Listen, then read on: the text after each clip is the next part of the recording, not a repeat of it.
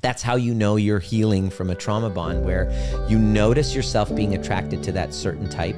But then when it comes up, you're like, the safety of my heart is more important than getting that person's approval.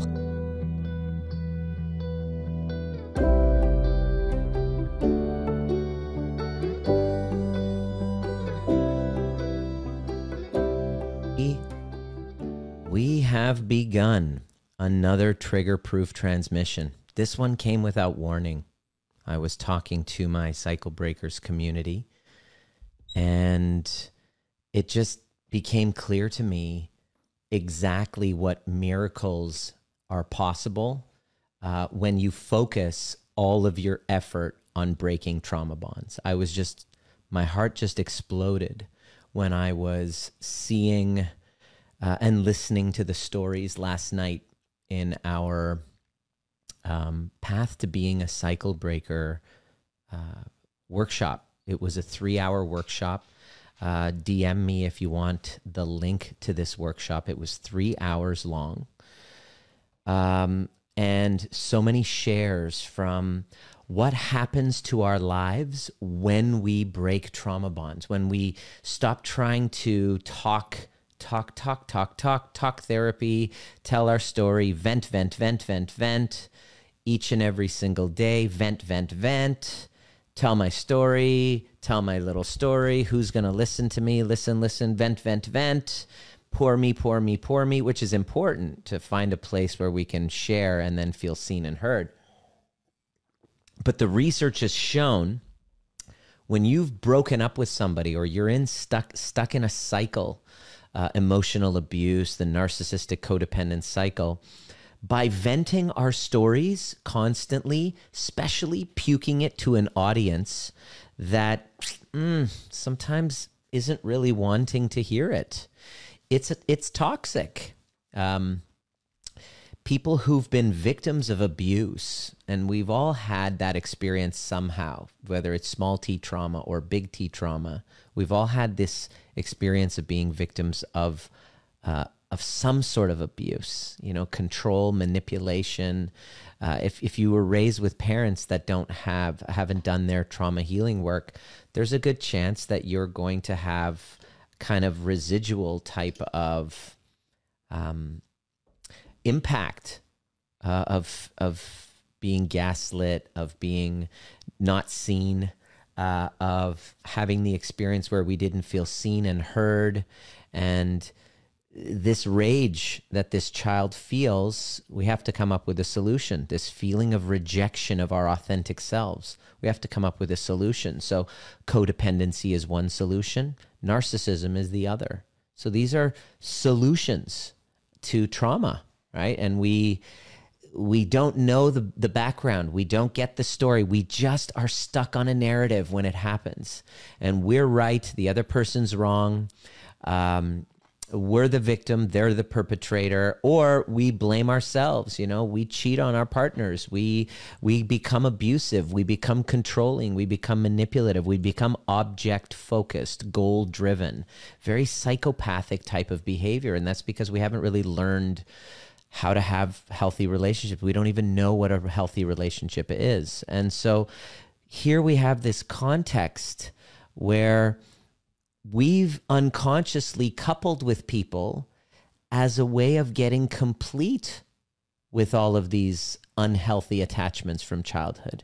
They stay in our body. They run the show in the background. We pretend like we have control. The truth is we don't have any control. We are at the effect of these hidden urges, these impulses and instincts that we have to merge with people who can help us reenact these childhood dynamics. And boom, welcome to a trauma bond. And so I realized as a chiropractor, why the hell am I talking about this as a chiropractor? I'm not qualified. I'm not a psychotherapist or a psychiatrist, and I don't prescribe drugs. I don't diagnose people with stuff. In fact, anytime you hear me using a diagnosis, it's not because of a diagnosis per se. I believe all kind of mental illness really is a solution to trauma, I use the word really for a reason. I use the word intentionally. It's a solution. It's an adaptation to trauma. And if we don't understand it, we then kind of fall into the spell of it. And then we kind of start splitting people in good, bad. We label people. And so whenever you hear me using labels like narcissism, borderline, codependency, it's not really about diagnosing and labeling people. It's really mainly about just using kind of language, using vernacular that everybody can kind of understand to join that conversation and then lead the conversation into healing. Why is that important? Because the traditional methods of psychotherapy and counseling, given their methodologies, everybody's always going to be sick. There's no solution. There's no resolution. There's no resolving. There's no very little progress. And it's just coping skills that are given into that realm. But when we take the vernacular and the conversation and the diagnoses, and then we bring them into a context of healing, a constant context of trauma, a context of the lens through the nervous system, well, now we have a completely different possibility. And this was, when I discovered this, I realized every patient coming in to see me was really dealing with a trauma bond. Chronic illness. Why? Because chronic illness. How many patients did I see that had chronic fatigue, lupus, chronic pain, fibromyalgia? They would come in with these diagnosed symptoms from the Western map of things, from the Western world, from medical system, which has a lot of labels and diagnoses to fulfill a criteria on insurance, but that's so that the doctors can get paid. It's not really about your healing, right? It's nice to classify it so that you go, oh, you have this, and then you walk around with a label. It feels good to go, okay, these are a pattern. It's not my fault. And, but the problem with these labels is what I notice, and this is what made me want to leave chiropractic. Patients would come in walking around with these labels as a badge, as an identity. I have osteoarthritis. I'm like, that's not why you have back pain. Yeah, but my doctor says I have osteoarthritis, and there's nothing we can do about it. And I'm like, okay, lay down on the table. Boom, I do an adjustment on them. I get up, move around. They're like, oh my God, I feel so much better. Run around the office. Oh my gosh, I can run. I feel so much better. Guess what? You still have osteoarthritis. How the fuck did you just improve then? You know, I didn't change your osteoarthritis. You still, if I took an x-ray before I just did that and afterwards, it's the same thing. So what happened? Have to get you out of the current paradigm, the matrix, kind of brainwashed into a matrix that there's problems and problem focused on a diagnosis and an illness. In fact, we come up with a drug. The medical system comes up with a drug first. Ritalin, for example, they came up with the drug and then they had to create a disorder in order to sell it. This is true. I'm not lying. This isn't conspiracy theory bullshit. This is actually true. This is how the system is run. If that makes you upset and very angry and feeling betrayed, I see you. I've been screaming this from the rooftops from the last 20 years, which is what led me wanting to leave chiropractic and just tell more people, because I was in my office in Maple Ridge, and many of you are my former patients there. I love that many of you guys kind of followed me there and followed me here. And I still get DMs. Can I come see you? I'm like, I just let go of my license. So I do miss that. That's been part of my journey. But the reason why I'm here talking right now is because I was unknowingly living and having my career unconsciously living out trauma bonds. Every single relationship that I had would fall into the exact same pattern. This kind of initial honeymoon phase of love bombing, mutual shared fantasy. Then there is an attachment, and then this kind of fantasy that we have, and then the reality hits that reality isn't that fantasy. And then I go from, oh my God, this is so perfect, to, oh my God, this is terrible, but then I can't get out. And then we would go into this not knowing, should I stay or go? And it wasn't until my last relationship that really blew up. And I was like, what the hell just happened? Because we both were very abusive to one another. Emotional abuse was happening. And abuse is not really about like physical violence, although that's part of it, of course, or sexual kind of, when, you know, sexual misconduct and stuff like that, although that's a part of it. Abuse is really about control. So there's many forms of abuse. There's financial abuse that can happen. It's when somebody uses money. One of my clients, I'm gonna take you out of my will. Her father is a total kind of malignant narcissist, very wealthy man, uses money to abuse. I'm gonna take you out of the will. You're not gonna get this, and you're not gonna get that. So using finances, or I'm cutting you off. You know what I mean? It's like using finances to control, using sex. If you know, it's a form of abuse to really just punish somebody by not giving them sex. It's a form of it. It's a form of control. Not all conflict is abuse, but when we use things as tools to control, we're abusing each other.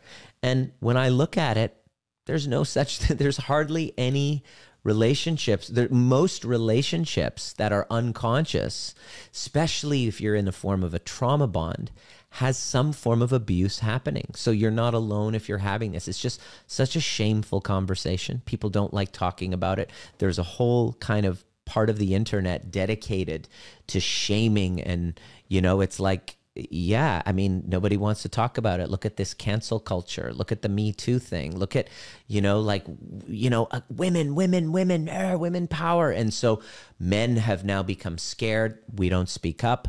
There's violence happening, there's abuse happening, and everybody's scared because of all of the shaming going on. It seems like we've lost the ability to have a rational conversation. It's very difficult to be rational when we have this much trauma we're holding on to. So that's really why this cycle keeps going. That's why the cycle doesn't stop, because of shame. The cycle is promoted by shame. The cycle is promoted by guilt, and people don't like talking about their shame. People don't like feeling shame. People don't know how to feel it. So we create these ego defense strategies so that we don't feel shame. Narcissism is a solution to that. Codependency is a solution to that. They're both solutions to shame, and that's why the trauma bond happens, because it's hardwired with shame, this push-pull dynamic where you get close and then get away from me and come close. It's approach avoidance. You know, it's very, very, very scary. Relationships are scary, especially if we're walking around with unresolved attachment trauma hanging out in our bodies. Literally, everything we've experienced as a child with our parents is now informs us of what we feel we deserve. The way that we deserve to be treated. It's all being informed by the trauma that we hold on to. The undeservingness, the having to fight for love, having to work hard or perform so that we can feel worthy of love. Being treated like absolute shit, but not knowing how to leave because, you know, that's just what you're used to.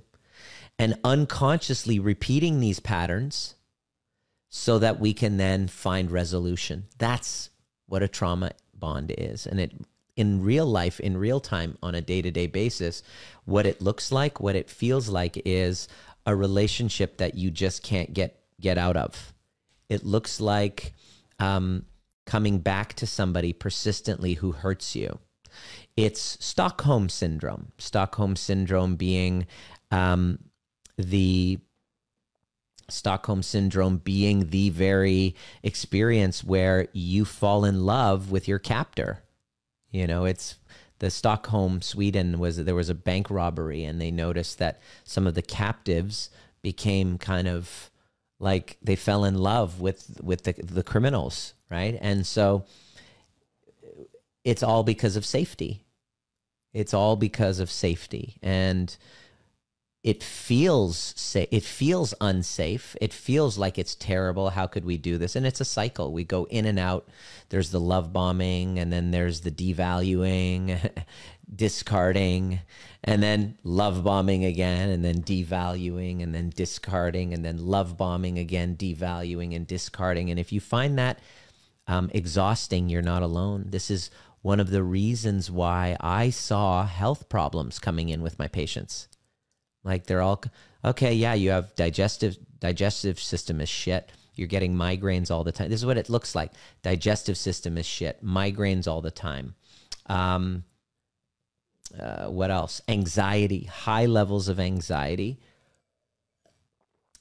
Feelings of hopelessness, like you can't get out. Like, I don't see a way out. Like, it's like, oh my God, I'm in prison. Here's the experience. I don't see a way out of this. I remember thinking that when I was in it. I didn't know I was in a trauma bond. But once I understood that I was in it, that was the first phase in me breaking that cycle. And a cycle breaker is somebody who acknowledges that they're in a trauma bond, that it's not their fault, that there's really no shame in it, even though we feel a tremendous amount of shame when you get into the conversation with the community that we're already having in our Cycle Breakers collective. You realize you're not alone, that there's nothing for us to be ashamed of, that it's okay to talk about it and talk about what you're ashamed of. Like, I was abusive in my last relationship. In fact, I mean, it got like progressively as I went in from after my divorce, one relationship after another, it kind of felt like my problems were kind of exponentially amplifying. My behavioral patterns, my entitlement, my sense of narcissism, it just kind of like, and then I met a perfect match for me who was equally as narcissistic, but then on the flip side. So she kind of worked out the borderline type of perspective. And the borderline and the narcissist roles are like a twisted dance. It's just like a moth to a flame. And let me know if you know what the hell I'm talking about. Is this resonating with you at all? Is what I'm saying, can you see yourself in it? I'm curious, right? So I discovered that when I was in a trauma bond, I was like, I got to get out of it. And so this is a few years back, and I remember going, how the fuck can I leave? Because I remember getting to a place where, because as the narcissist, her with the borderline, I detected some psychopathic traits because of her other profession.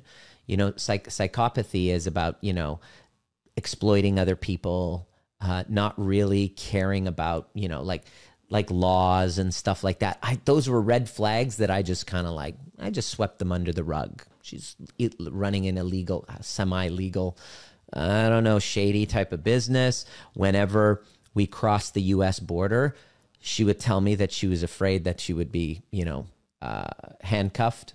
Every time she would have anxiety when we crossed the border. I'm like, really? Like you? So I just kind of swept that under the rug. And in the back of my mind, I knew that she had a paralyzing fear of abandonment, which we all do. But like fear of abandonment in which this is one of the key components to kind of psychopathic behavior. Once the pain of abandonment is there, there's a revenge, there's an exploitation, there's an abuse, there's an entitlement that comes back. And this is where, you know, you see, for example, Cristiano Ronaldo is being sued for like, I don't know, $54 million because of damages from this kind of sex. She was being, I guess, raped in Vegas or whatever. And you could see the whole story, and you see it, and the exploitation is so clear. And it was like, when that happens, boom, that's the possibility. And so I was scared to leave. I knew that there was something, like even though the relationship sucked, I knew that there was a consequence of leaving because of the fear of abandonment. And so I was kind of scared. So I stayed 2 years longer than I should have. If I loved myself, if I was fully resourced, if I had done the work. first of all, if I had done the work that I've done since then, I would have been able to see her, notice the trauma bond and be like, yeah, that normally I would be all over that, but I've kind of outgrown that. That's how you know you're healing from a trauma bond, where you notice yourself being attracted to that certain type. But then when it comes up, you're like, the safety of my heart is more important than getting that person's approval. So it was a journey, man. And I thought, listen, whatever it takes, whatever distance I have to travel, whatever price I have to pay, I'm a really smart person. I've done a lot of personal growth work. Why don't I have this figured out? Whatever it takes, I'll do it. And I discovered there were like 5 pillars that I was missing to certain degrees so that I can heal it. So last night I did a training, The Path to Being a Cycle Breaker. It was a 3-hour workshop. Let me know. I can send you the link if you haven't seen it. I would love to show you. The replay will be up for like 48 hours. And there was 270 people registered. And last night, there a big majority of them showed up. You know, it was like my biggest Zoom training, and I was kind of nervous about it because talking about this stuff kind of makes me nervous. I look around and there's not a lot of people who are talking about it, the trauma bond, from a first person's perspective, as though they've come through it, but not from a place of victimhood. Like, yes, I was both the victim and the perpetrator. So I can own that I was definitely the perpetrator, and I'm definitely the victim as well. I've owned my part of the dance, and I can also see where I was the hero. That's the drama triangle, the Karpman's drama triangle. In order to heal trauma bonds, and we cover this in our trainings, is there's the victim, there's the perpetrator or persecutor, and then there's the hero savior. And the way that we heal and break free from these trauma bonds, which I'm going to go into in various trainings every single day, I'm going to keep answering the questions as you guys ask them. I'm going to, just spontaneously come up and share them with you, because I'm really committed to making sure that my community learns how to do this. Because if you don't, then nothing else can ever really land. And last night when my cycle breakers were sharing their stories, I really got how unresolved trauma bonds spill into every area of your life: your self-esteem, anxiety levels, the safety that you feel in your body, the way your digestion works, the way that you are communicating with other people, your levels of empathy with other people, your levels of understanding of yourself and other people, the way that you're able to look in the mirror and say, I love you, or I hate you. It all is your relationship with these trauma bonds. It always comes up. And so unknowingly, I didn't realize I was doing this, but I was coming up with a solution to heal my own trauma bonds. And the overview method itself has now developed in a cognitive and a somatic tool for healing trauma bonds. And I'm delighted that I'm creating a facilitators program. We're a month and a half into it, and I'm teaching cycle breakers how to help other people, so that once you kind of have rescued yourself out, you've gone from I'm drowning to I'm on dry land. Wow, that was quite a journey. Boom, I'm ready to help other people up and be kind of guides for others. So I'm teaching that. We came up with this incredible idea to make it more affordable for people who've been stopped because of financial challenges. Going to therapy is expensive, people will say, and you haven't really gotten to a place where you feel safe committing to this level of work, especially on the internet. Like, can you trust these people and all that stuff? So last night, my facilitators in my Cycle Breakers community, completely just sharing their story, inspiring the heck out of everyone. I had tears in my eyes, and I really got from the share, it's a painful cost to break a trauma bond. It's very painful. In fact, that's why I didn't do it before, because I was avoiding pain. So I'm going to give you 3 tips. Everybody says, give me a tip. Give me a tip. Can you give me a trick or a tip? And I'm like, I hate that because there's nobody that did it based on just listening to a trick on YouTube. Nobody broke a trauma bond by listening to a tip or a trick on YouTube or Facebook or a podcast. It was done by actually committing to the work. So let me share with you a few that I wanted to bring to your attention so that, I don't know, does this work? Oh, here it is. Perfect. Does that work? Okay, good. It's working now. I got my little thing so that you can now start to move in towards a direction of healing. All right. Are you ready? So here's the first one. Let's see. Does it work? Boom. The first one is how to change and transform that trauma bond. Let me write it this way. 1. Here it is.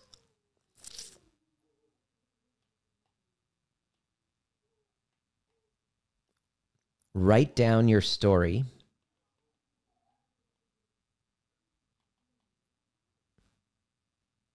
Your story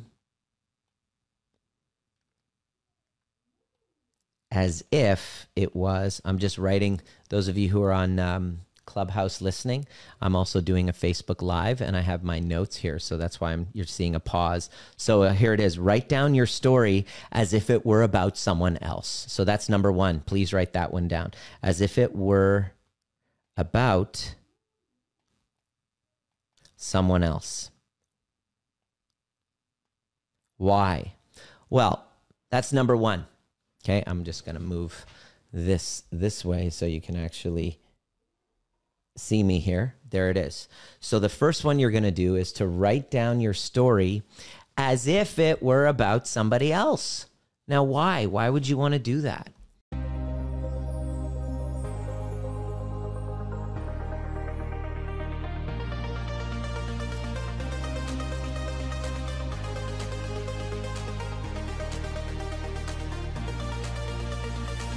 My name is Dr. Nima Rahmani, and you've been listening to the Trigger Proof, designed to teach you the most important skill necessary for a dramatically changing world, which is nervous system regulation. And becoming trigger proof doesn't mean trigger less. It means learning how to regulate ourselves to bring us back to center so that we can then be governed by our purpose rather than from our wounds. Anytime there's reactivity, there's a wound. And if you're curious and inspired to learn more, join us at Breathwork and Badassery or the Overview Experience. There's a difference between listening to a podcast and actually showing up live and doing the work with a badass community who's all about breaking cycles of intergenerational trauma. It didn't start with you, but it can end with you if you're willing to do the work. See you at the next perfect time.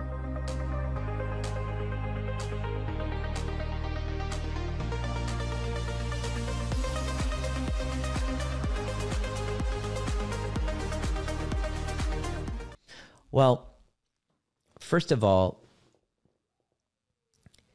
when you take out a friend for coffee and they tell you their story, it's really easy for us to just go, oh man, you got to leave that person. That person's no good for you. Queen, you deserve somebody better, right? We have no problem. We have no problem sharing that. But when it comes to us, because we're embodied in that story, we're not run by our rational mind. We're run by our unconscious mind. In fact, your child mind has taken over.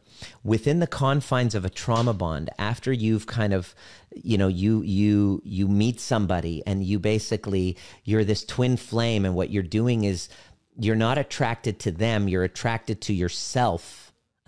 You don't fall in love with them so soon. Oh, it was love at first sight and it was so intense and it's like we've known each other all our lives. No, actually, what they do is you guys have a very similar shared kind of wound. And the narcissist will tell the borderline codependent is, I see you and I'm going to love you the way your mother never did. And the way your mother couldn't because she didn't have the capability because she didn't love herself. I see you. And in return, I expect you to do the same. And I'm going to abuse you. I'm going to make your life hell to test you to see if you'll still love me. This is kind of because now you're supposed to be the mother that I didn't have. So it's kind of like a dual mothering. If you've ever been like, fuck, I feel like this person's mother. I'm so tired of being with this. I feel like their mother. You are in a trauma bond. You might be in a trauma bond. Actually, I'm going to do a Facebook Live. I'm going to do on a podcast. I'm going to be signs you might, Jeff Foxworthy, you might be a redneck. Well, here's a sign that you might be in a trauma bond. That's the first, basically, that's what happens. And so now when the hooks are in, that's when the devaluation happens and the discard happens. And the abrupt shift from love bombing, dual mothering, oh my gosh, to devaluing, it feels like a withdrawal symptom of cocaine. And so you spend the rest of the relationship chasing after that high and abandoning yourself in the process, just like you did back when you were a child. Because every time the love bombing phase comes back, it's like intermittent reinforcement, little breadcrumbs, like the scientist that gives the sugar to the rat. And the rat's like, just intermittent reinforcement. Is it going to be now? Is it now? Is it? Oh my God, you gave it to me. Just when you're about to quit. Boom, it comes back, and then the cycle continues. When you're in it, you don't have rational thought. You're 8 years old. That's why you can help your friend over coffee, but you suck with your own stuff. That's why it's important. That's why you can't live with the delusion that you can do this by yourself.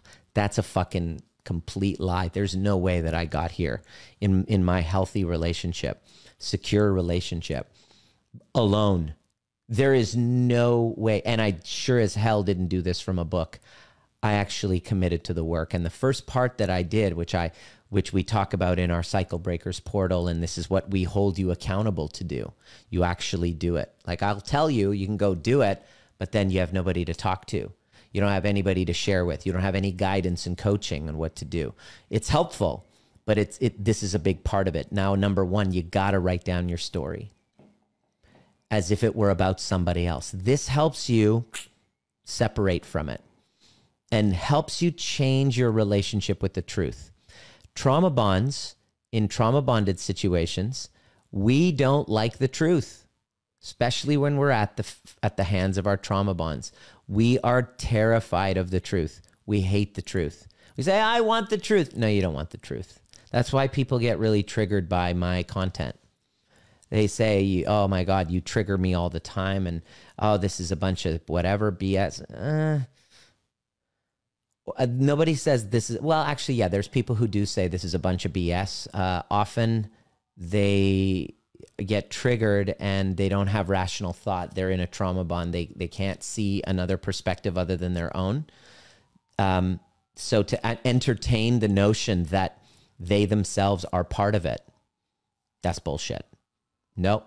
If you don't, this is a very good sign of narcissism when somebody says, I'm not saying the person is NPD. I'm saying we're behaving like narcissists when we say, if you don't agree with me, if you don't see it my way, then you're part of the enemy.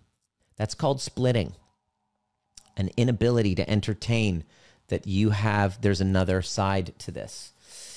If you don't have that ability, it's not your fault. It's just that's part of the trauma where these cluster B personality types and these, mental illnesses, they come from. Not your fault, but whose responsibility is it? So that's the first step that you do. And when you do this, you start to shift. We encourage people. I mean, you can't heal unless you change your relationship with the truth and reality. You're completely dissociated from reality. So, because you don't know what's real, you've been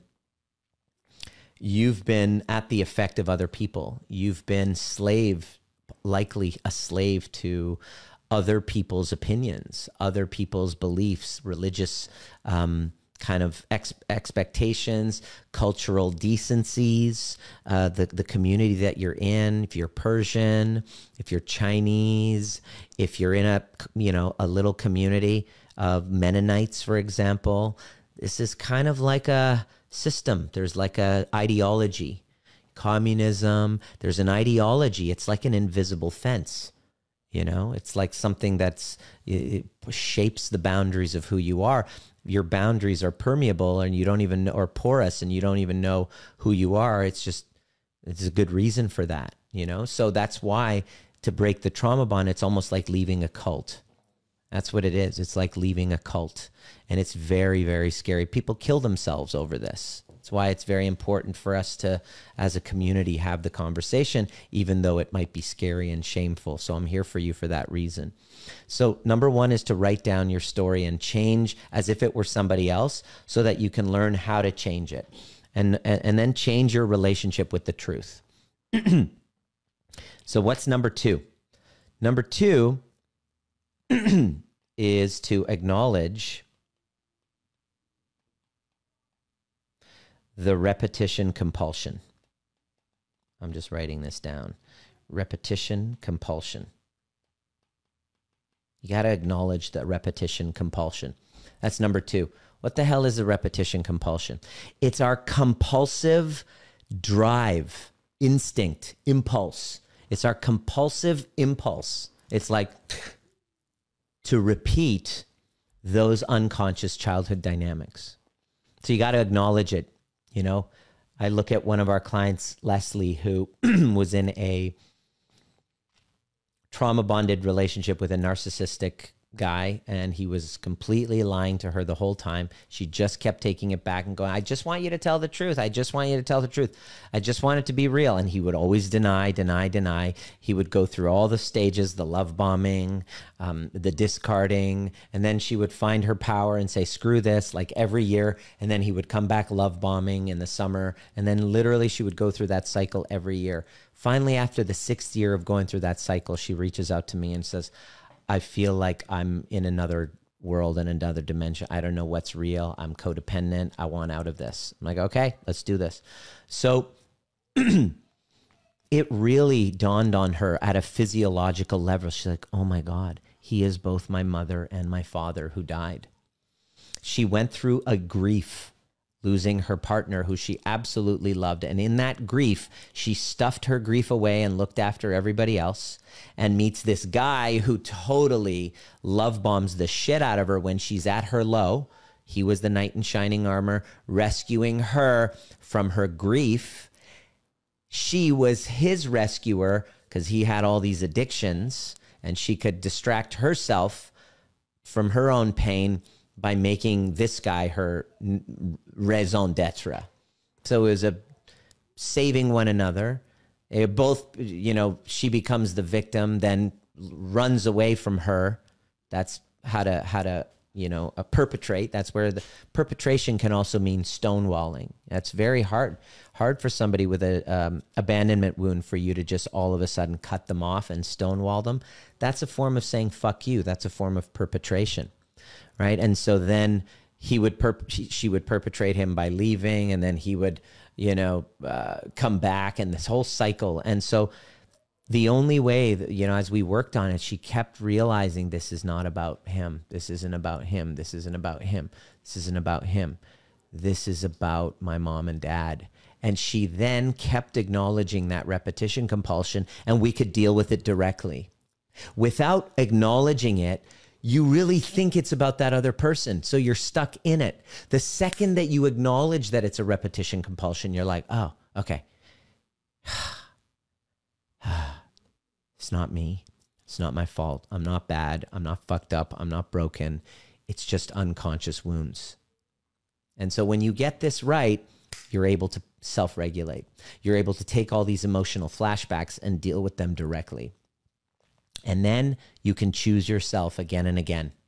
It's kind of like leaving a cult. It's not going to be an overnight quick fix, right? And so if you don't do that, it could cost dearly. That's why that's why it's really important for me. There it is, acknowledging the repetition compulsion. So number 3, what do? Hold on here. Let me just get that one.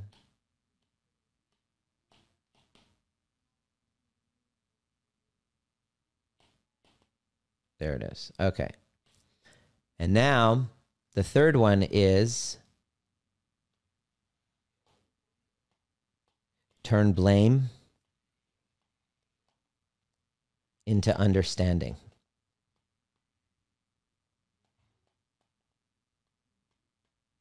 Turn blame into understanding. When we go through trauma and the extreme pain of a breakup, it's an attachment wounds are just flaring. We then turn to blaming ourselves. How could I have done it? I'm so bad. The toxic shame takes over. We beat ourselves up and then we feel like shit about it. So then we turn around and we blame the other person. And we kind of like a teeter-totter seesaw, going from blaming ourselves to blaming the other, to blaming ourselves to blaming the other. And the only reason why I would do that and I was blaming was because I didn't understand myself. I didn't understand the mechanisms of the trauma bond. I didn't understand polyvagal theory and attachment theory and why we do the things that we do. I was taking this on as a student to figure it out. I wasn't doing this as part of any formal training. This is my own training because I had to fucking figure this out. 43 years old, very successful, but I couldn't figure out relationships, no chance of a family. I was going to live my entire life a bachelor. I mean, that was fun in my mid-30s, but fuck, like, why can't I just grow the fuck up and why can't I do what my twin brother can do? Turns out he didn't have separation trauma at the age of 2. When I got that, I was like, oh my God, I thought I was the black sheep. I was the fucked up one, and he was the golden child, twins. But turns out he didn't experience the same trauma that I did. And so my blame of myself turned to understanding towards myself. And that's a very critical component of us healing our traumas. We must turn blame into understanding, first for ourselves. And once we're able to do that, the person who perpetrated us, I still have somebody, like, I can't get rid of her. Like, it literally doesn't stop. The smear campaign, the financial abuse, the entitlement, the exploitation. I'm living it, right? And I definitely want to go into victimhood over it. But of course, I was part of the dance. I was a perpetrator. I'm a victim. I was the rescuer. I was rescuing her from her health problems. She thought that I was going to be the one to fix her with all her mental issues. She had deep trauma growing up with her mother. She used to say, "Are you going to throw a toaster at me, Nima?" And I'm like, what do you mean? She go, "If you come to me and you tell me something like bad news," every day she thought I was going to come home and tell her it's over. So every time I would open my mouth, she'd be like, "Are you going to throw a toaster at me?" I'm like, "What's this toaster analogy?" Well, when she was younger, she would walk in the kitchen and her mother threw a toaster in her face. She literally had to duck. And so that became our joke. And I'm like, no, I'm not going to throw a toaster. But that's how she lived, this hypervigilance. And it was all from trauma. So this was a deep fear of abandonment. She perceived me leaving as telling her anything like that as throwing a toaster. When she met me, she was like, he's the guy. He's a smart guy. He's going to help me heal this. And when I met her, I was like, she's going to help me get my message out there. She was my first testimonial. We were able to, through the work, resolve her gluten sensitivity. She had this huge identity that she set up as a gluten-free, like celiac. She had a cafe and everything. Turns out it was an identity that she took on when she met me.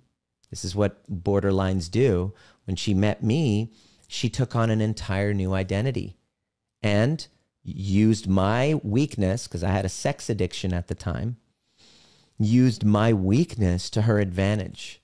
And I was completely vulnerable to that. Now, I'm not playing victim. That was on me. That was fully on me to do. I'm not ashamed of myself anymore. I've done a lot of healing work about those parts of me, and I see them with a lot of compassion. I just want to break the cycle for other people. I just want to have it so that other people don't have to have the police involved, don't have to have financial abuse, don't have to lose hundreds of thousands of dollars in court cases, court dues, and all of that shit, and make lawyers rich, who are also a bunch of narcissistic psychopaths. So I just want to help break the trauma bonds, and it's not easy because there's a painful cost in doing so. And most of you are listening. I got to tell you, you're not going to do it. The odds are stacked against you. It's like an addiction. The odds are stacked against you. The only people who actually do it, the only way that you're actually going to do it, if I can look at the people who have, look at the example in my community of the people who actually have, the cost of being in one must exceed the emotional and the emotional resources and all of that. It's got to be more expensive for you to be living with it than to the cost of you, the pain involved in you getting out. Because it's painful. It's kind of like Shawshank Redemption. It's kind of like prison. If you've ever seen the Shawshank Redemption, Andy Dufresne, how long did it take for him to escape? He was planning it over time. And that's how breaking a trauma bond is. Over time, chipping away at it. Over time, chipping away. And then the very end is like crawling through the shit in the tube, in the sewage, into a river of like fucking disgusting sewage. And then you see that vision in the movie where he's sitting there after crawling himself out of that disgusting sewage in the rain, and then getting up, and then rain falling on him. He's full of shit, and he's like, "Oh, I'm free." That's what it took. That's what it took for me. I'm actually still coming through it. It's not over. I don't suspect it to be, because what's happened is she's turned into one of those kind of like narc abuse survivor victim type of things. And really deeply holding the story. I don't think she'll ever be free of it. And this is the thing I wanted to say to those people who talk about their narc or talk about their abuser. You kind of edify them. You create a monument. You start to worship them as a godlike being rather than what they really are. The narcissist isn't a fucking godlike being that you need to put up on a stage on a pedestal as some mythological creature. He's a fucking child. I was a child. And children in the sandbox sometimes get really nasty and abusive to one another. My 16-month-old today in music class, Diana was telling me, Dominic, talk about narcissist. He's 16 years old. Narcissist, bipolar, all the symptoms are there. Like any toddler. But he was in music class, and Diana said, "Okay, we have to go now." And he turned to her and he just screamed, "Ah!" and then slapped her across the face. It was kind of like innocent, but that's what children do. When these monsters that we edify, I was a child. I was a scared little boy that was provoked, that she knew exactly how to provoke. Boom, ba boom, ba boom, ba boom.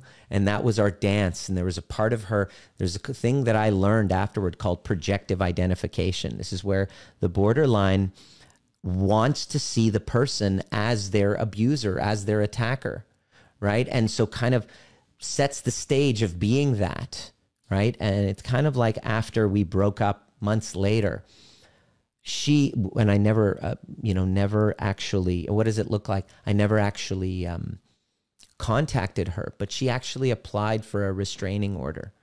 And, she was asked to be given the evidence that, she needs one because I've been stalking or coercively controlling her, everything. I hadn't reached out to her once, and they were like, "Sorry, he hasn't reached out. You can't get one." And that's like projective identification. It's like it's called projective identification. It's putting that person in a box to being that thing, that enemy. We want to see them that way. And so we do that in trauma bonds. We do that not to discredit your story. Your story matters. Your story is valid. But when you're able to take it outside of your body and put it out there as though you're reading it about somebody else.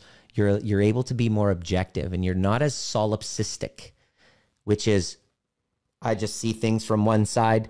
It's split. There's good, and then there's evil. There's the righteous, and then there's the wicked. That's bullshit. You got to grow up from that if you want to break free from trauma bonds. This whole splitting of evil, good, monster, blameless victim, narcissist, empath. I'm a empath. I'm a Buddhist. I'm a Christian. I'm a Baha'i. Spiritual bypass. Look carefully. I see through it. And so we really need to have a different relationship with the truth. It's not easy. And so the invitation is for people who are really keen to make that a priority, to find a guide and a community, and to dissolve the shame and speak up and be part of the conversation. The biggest obstacle is the false self that wants to hide. Oh, am I going to have to be around others? Can I just do it one-on-one? Oh my gosh, I can't afford. I came up with a solution. There's a lot of obstacles, so I came up with a solution of doing a 90-day container. I'll leave the link down there, where you get to experience what it's like to actually be in a high-quality container, in a conversation where everybody's committed to healing. Not to invalidate your story, but to really listen with objectivity, with loving awareness, with compassion, and understand both sides of the journey. Why? So that you can feel safer in relationships. So that you can develop a sense of self-trust. How do I trust again? Well, if you trust yourself, you don't really have to worry about other people. So by focusing on building that, which was lost because of all the abuse and the trauma, I'm sorry that you went through that. It sucks. And you're not alone. In fact, when you look at the world and how we react to trauma and how we're at the effect of our shadows, it's hard to not get abused in some form. I get abused almost every day in my inbox. There are people who are hurt. There are people who have been abused, who listen to my content and feel like I'm personally attacking them. They can't really see the objectivity of what I'm trying to say. And it hurts me every time, because one of my biggest traumas is not feeling seen. So when they start abusing me in my inbox, it really hurts. And it calls on me to sometimes go, maybe I shouldn't do a Facebook Live. Maybe I shouldn't speak up. Maybe I shouldn't say this, because what if it offends somebody? And then they DM me and they're abusive to me. And then I turn back into the work, and I return back to myself and my meaning and purpose. And why I'm doing this is to break the cycle, because I was able to. And I did it because I could get into a container and have a conversation and not throw blame into it. Not just use it for venting, but actually for solution. And so I want to create that container, and that's what the Cycle Breakers portal is. And we begin in March. I'm going to leave the link down there. And I did a talk yesterday, and if you want to see it, you still want to learn, it's a 3-hour workshop, let me know. I'll send it to you. But essentially, it's to help you identify if you're the right type of person for this. We do a roadmap where we kind of find out what your biggest obstacles are, where you'd love to be in a few months. We also have a part where you can do your Beck Depression score, because we do that before and then after in the 90 days so that you can track incremental progress. Are you going to be fully healed after 90 days? Hell no. But are you going to learn some amazing skills that you can take with you for the rest of your life, for years to come, so that even if I meet you 5 years down the road, you can come up to me on the street and say, hey, Nima, I did that course like 5 years ago with you, and I'm still using the shit that you taught me. Thank you. That's what I wanted to create, and that's what the Cycle Breakers portal is. And it starts in March, but I put an offer up for all of those people who were there at the workshop, that if they wanted to jump in now, that we have some kind of training this month. They can be part of that for free, and the overview experience would be thrown in as well if you jump in soon enough. So that would be fun. if you felt inspired and you were really committed to the process, rather than thinking that just, you know, listening to me on a podcast or YouTube is going to be enough. I wish that it was that easy for me. It's a lot of pain. In fact, when you watch the replay of that, you'll see Jenny's share where she, you know, really as a facilitator, she shared with us her journal entry when she's trying to break free. She's just left a relationship that was, you know, narcissistic abuse. She was in a spell for 10 years, finally got out, and she literally just moved out last month. So it's very raw. And which is another reminder, if you're going to do something like this, make sure you don't do it alone. To have a community of people who are like, we see you, and have structure. Because in the beginning, you're like, oh my God, I don't know, what the heck? Who am I? Well, creating some sort of a structure where you can really return back to yourself until you plant some deep roots and really know who you are is really important. And when she shared her story, it brought people to tears, because it really resonated that, yeah, breaking a trauma bond is really hard. And so it must be approached with respect and with humility. And so when people message me with all sorts of crazy, like, oh my God, Dr. Nima, I love your, oh my God, I love your content. Oh my, it's making sense. I get both sides. People who are like, fuck, you're a piece of shit. And then the other part, oh my God, this is so amazing.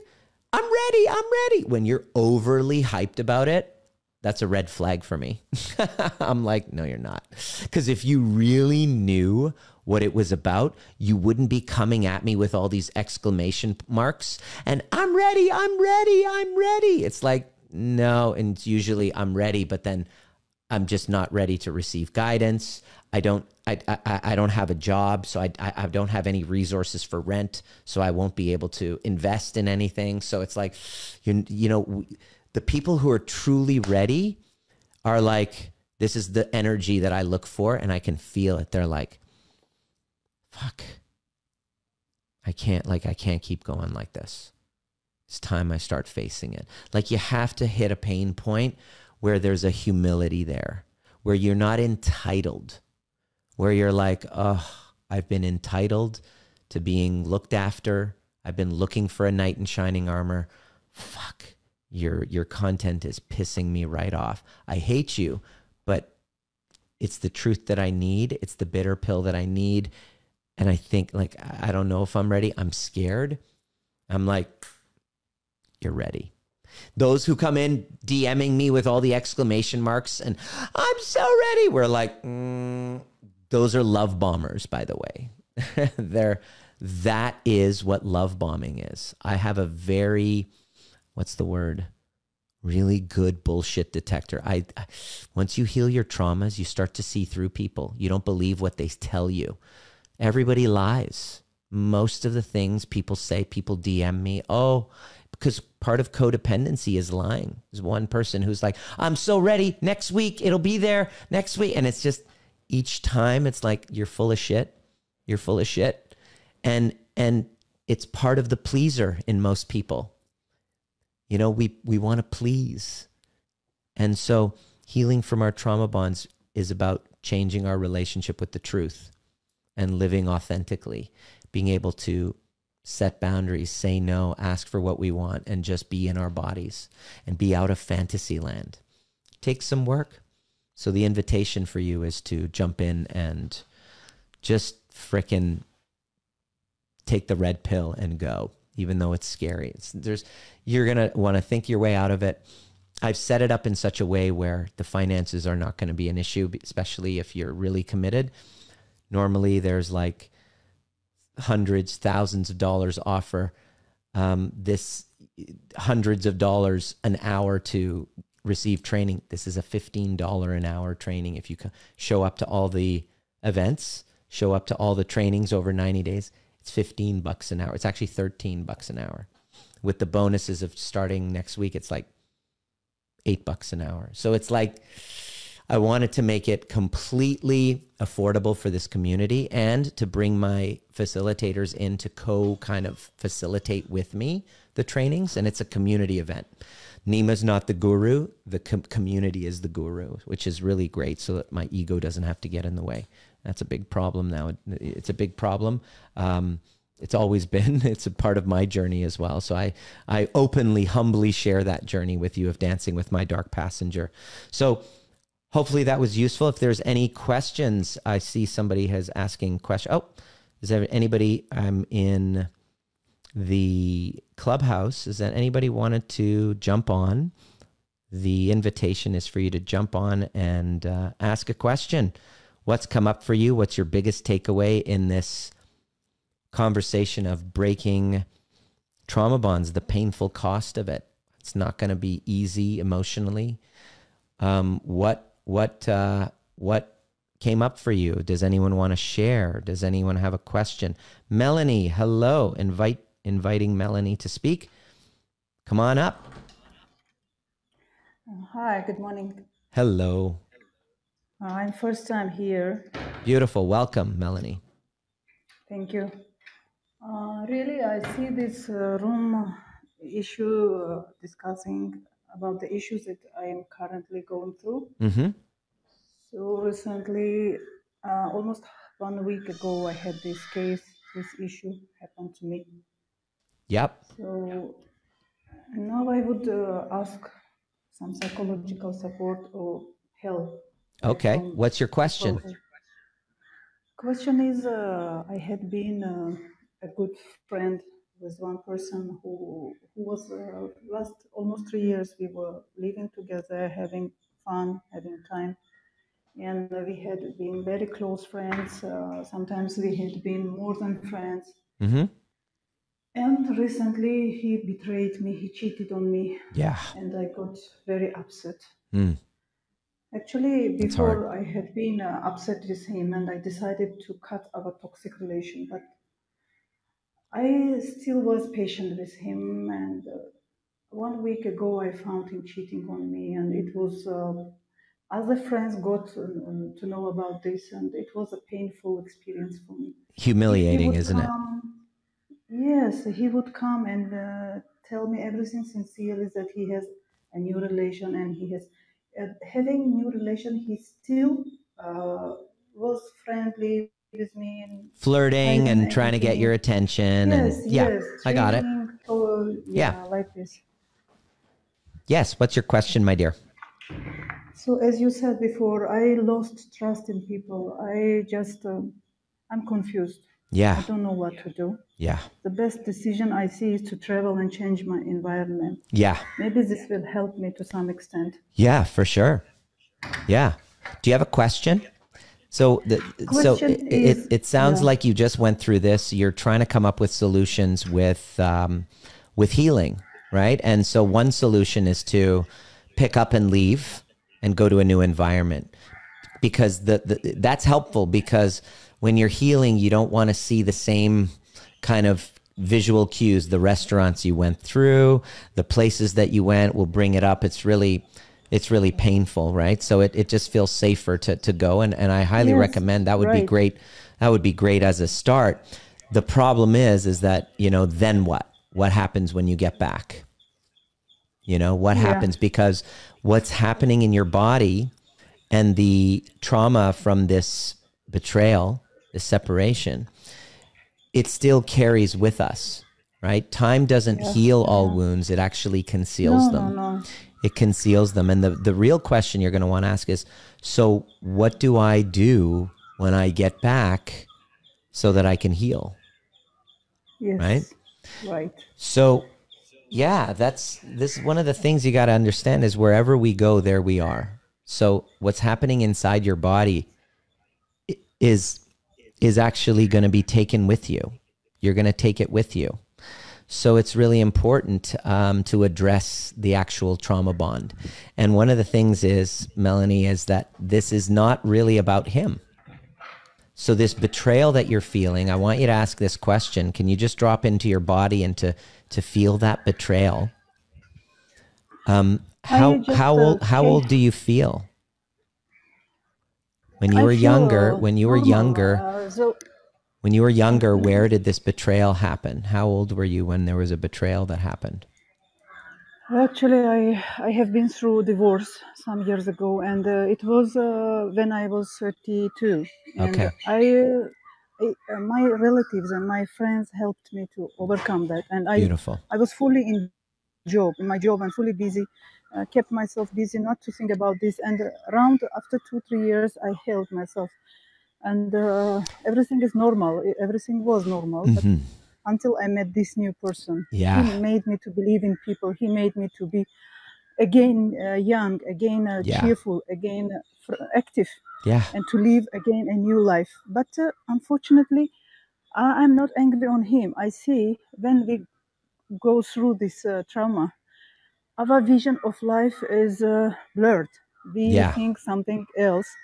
And coming up to the normal now, last Hmm. 2 days, I say, hey, if you look at these things from other side, it's not like that. Yeah. You made yourself inside your head, it's going on. Yeah. So you, It's a you kill fantasy. those Yeah, it's called a minds. fantasy. Yeah. It's called a fantasy, right? Exactly. And to break to Yes, dismantle our fantasies is a very critical part of the healing process. So the question then, the invitation, Melanie, is that, what do you need support with? What is it that you want to accomplish fully? I mean, it sounds like you've gone through that cycle before. This is bringing back those old betrayal wounds. What outcome is it that you're really committed to creating for yourself in the next few months? How will you, where do you want to be in the next few months? I just decided to travel more, to read books, Good. to find new friends, and don't trust anybody like him. And Here's yeah, that. sweet words. Yeah. Yeah, Yeah. The sweet sweet words words is doesn't mean the same all the time. well, it depends. It depends. Once we heal our traumas, we're able to discern sweet words that are manipulative or that are designed with an agenda in mind versus a genuine compliment. There's a huge difference. Yes, But the yes, thing right. is that if we approach relationships with unresolved wounds, like the betrayal from your husband, you said, I hung out with my friends and they helped me heal. How do you know that? How do you know that? How do you know that Because you had a completion with that? How do you know that you had a completion with that? And that's the first question that I have for you. The second point that I really want to make is, we never really fully heal. The yes, that's trauma, true. trauma is not a memory. Trauma comes as a reaction. It comes in our bodies. So this betrayal that you're experiencing now is unresolved from a previous wound. And so to break this trauma bond, sure, you can travel.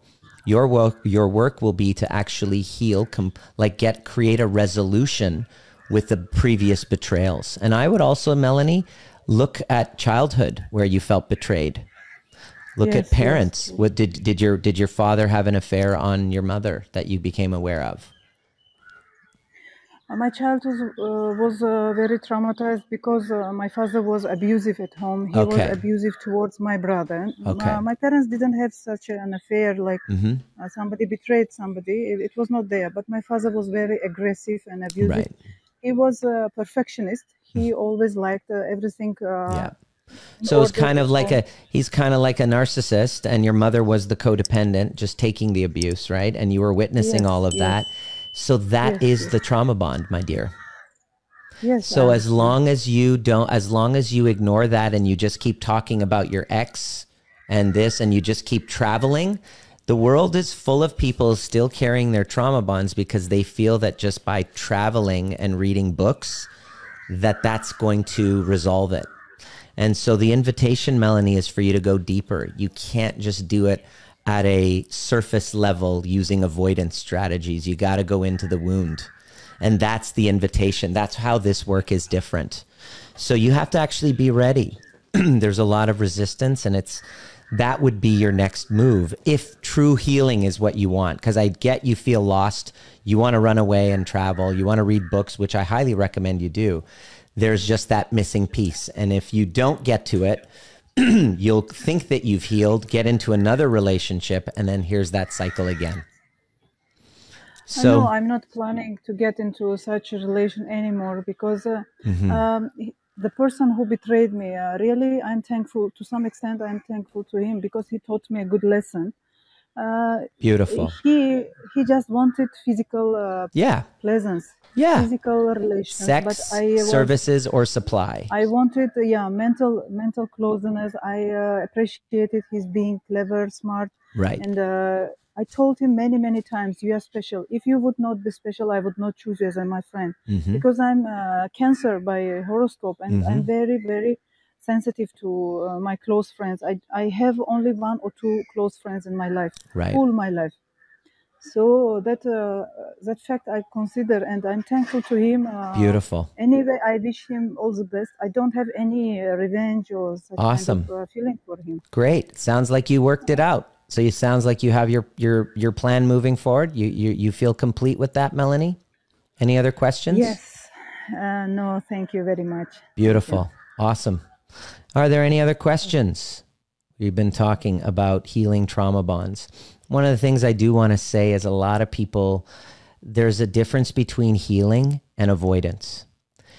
Unless Melanie actually takes on the inner work, nowhere did I hear anywhere, and I don't hear this from many people, by the way, I really need to do the inner work to heal. It's not what people want to do. They want to do what Melanie's doing, which is, I just want to get away. I want to read books and maybe watch some YouTube and maybe talk to somebody, but actually to heal the trauma bond requires Melanie and all of us, because I did all of the avoidance strategies as well. It requires all of us to go deeper into our body. There's 3 stages of healing trauma bond. Number 1 is the cognitive. So the narrative has to change from victim to a coherent narrative. Right? And I can hear Melanie saying, yes, I'm thankful and da-da-da-da-da. What she's doing is the cognitive work, which is very important that we get there. But many people just stop there.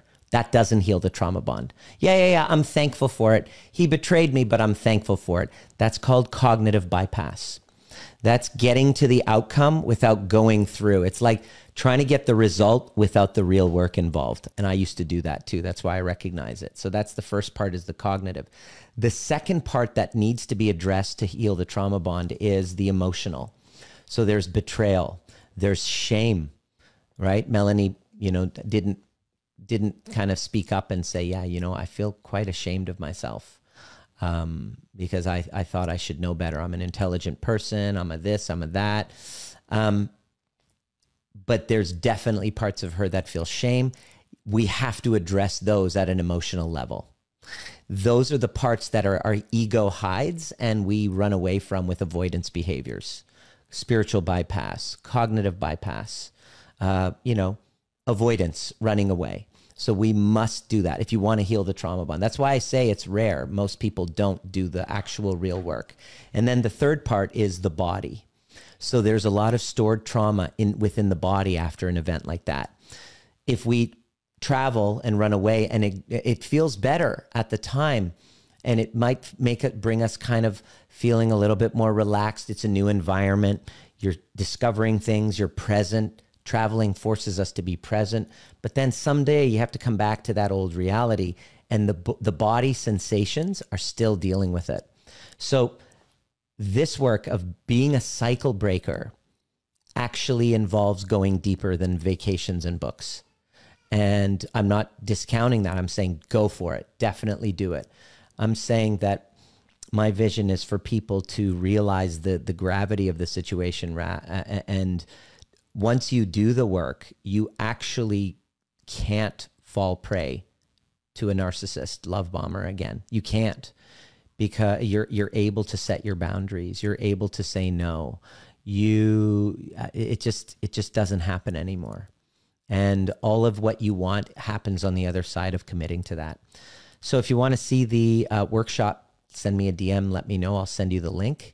And the link on Facebook right now underneath is there for you to jump in. If you're ready to jump into our Cycle Breakers portal, you get a ton of like cool shit. Namely, we start next week and I kind of get to know you and ask, what do you want to create over the next few months? And then we start the process of the climb, because it's unpredictable.